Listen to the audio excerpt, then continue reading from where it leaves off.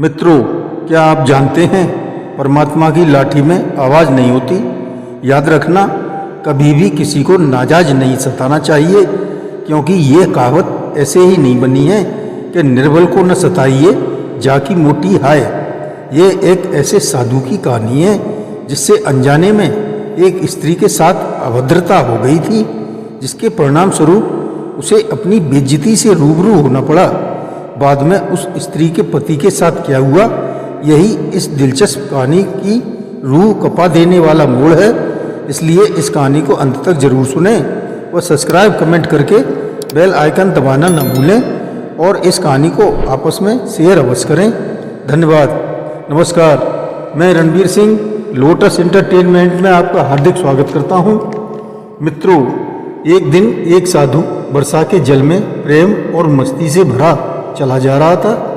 आगे रास्ते में साधु ने एक मिठाई की दुकान को देखा, जहां एक कढ़ाई में गर्म दूध उबल रहा था, तो मौसम के हिसाब से दूसरी कढ़ाई में गर्मा गर्म जलेबियां तैयार हो रही थीं। साधु कुछ क्षण के लिए वहां रुक गया। शायद साधु को भूख का एहसास हो रहा था या मौसम का असर था। साधु हलवाई की भट्टी को बड़े गौर से देखने लगा। साधु कुछ खाना चाहता था, लेकिन साधु के कपड़ों में तो जेब ही नहीं थी, तो पैसे भला कहाँ से होते। साधु कुछ पल भट्टी पर हाथ सेकने के बाद चला ही जाना चाहता था कि नेक दिल हलवाई से रहा न गया।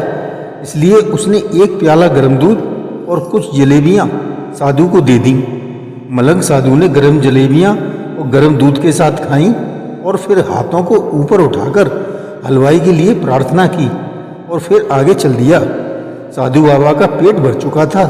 दुनिया के दुखों से बेपरवाह वह फिर एक नए जोश से बारिश के गंदले पानी के छींटे उड़ाता चला जा रहा था। वह इस बात से बेखबर था कि एक नवविवाहिता जोड़ा भी वर्षा के जल से बचता बचाता उसके पीछे चला आ रहा है। एक बार फिर इस मस्त साधु ने बारिश के गंदले पानी में जोर से लात मारी, जिससे बारिश का पानी उछलकर सीधे पीछे आने वाली युवती के कपड़ों को भिगो गया, जिससे उस औरत के कीमती कपड़े कीचड़ से लथपथ हो गई। वह युवती के युवा पति से बर्दाश्त नहीं हुआ, इसलिए वह आस्तीन चढ़ाकर आगे बढ़ा और साधु को कपड़ों से पकड़कर कहने लगा, अबे वो अंधा है क्या? तुमको नजर नहीं आता? तेरी हरकत की वजह से मेरी पत्नी के कपड़े गीले हो गए हैं और कपड़ों पर कीचड़ भी लग गया है। साधु हक्का बक्का खड़ा था, जबकि इस युवा को साधु का चुप रहना नागवार गुजर रहा था।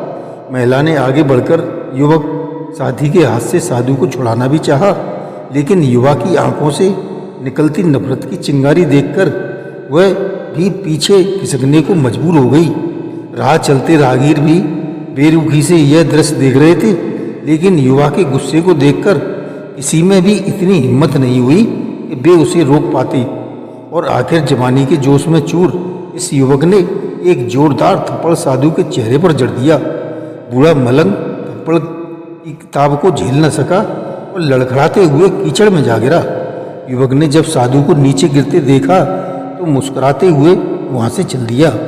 बूढ़े साधु ने आकाश की ओर देखा और उसके होठों से एक आह निकली, वाह मेरे भगवान, कभी गरम दूध जलेबियां और कभी गरम गरम थप्पड़, लेकिन जो तू चाहे मुझे वही पसंद है। यह कहता हुआ एक बार फिर अपने रास्ते पर चल दिया।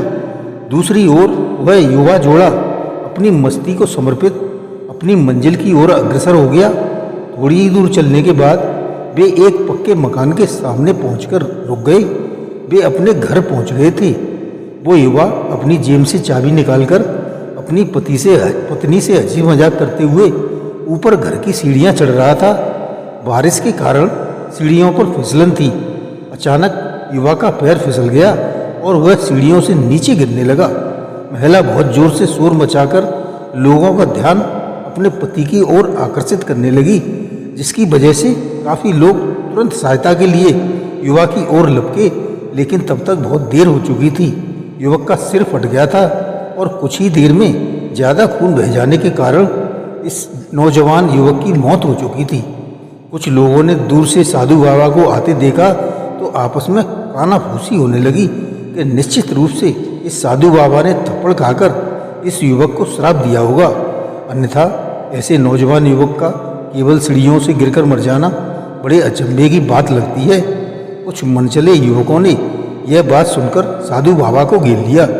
एक युवक कहने लगा कि आप कैसे भगवान के भक्त हैं जो केवल एक थप्पड़ के कारण एक नव युवक को ऐसा श्राप दे दिया कि उसकी मृत्यु हो गई। हमने सुना है कि भगवान के भक्त में रोष या गुस्सा कदापि नहीं होता, लेकिन आप तो जरा सी गलती पर धैर्य भी नहीं रख सके। युवक की बात सुनकर साधु बाबा बोले, मैं ईश्वर को साक्षी मानकर कहता हूँ, मैंने इस युवक को कोई श्राप नहीं दिया है। लड़का बोला, अगर आपने श्राप नहीं दिया है तो यह नवयुवक सीढ़ियों से गिरकर ऐसे कैसे मर गया?